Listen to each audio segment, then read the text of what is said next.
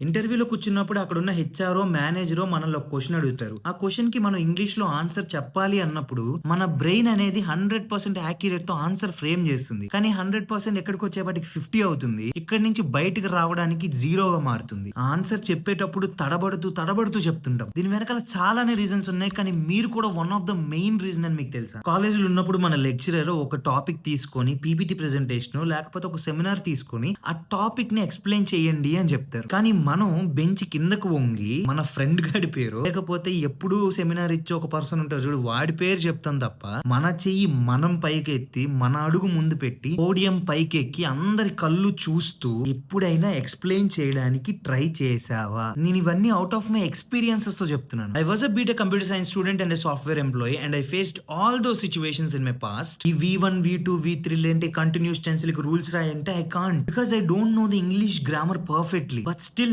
ఇంగ్లీష్‌లో కమ్యూనికేట్ చేయగలవా అంటే yes I can do pretty well. ఇంటర్వ్యూలో ఇంగ్లీష్ రాక మీరు ఆన్సర్ చెప్పలేకపోతున్నారంటే అది తప్పు. కాన్ఫిడెన్స్ లేక చెప్పలేకపోతున్నారు అంతే. ఆ కాన్ఫిడెన్స్ రాకపోవడానికి రీజన్సే నేను ఇప్పుడు దాకా మీతో మాట్లాడిన పాయింట్స్. మీకోసం ఒక 2 సజెషన్స్ నేను కామెంట్ సెక్షన్‌లో పిన్ చేసి పెట్టాను. ఒక్కసారి చదవండి. దాన్ని పాటించడానికి ట్రై చేయండి. తప్పకుండా కమ్యూనికేషన్ నీకు అవుతుంది.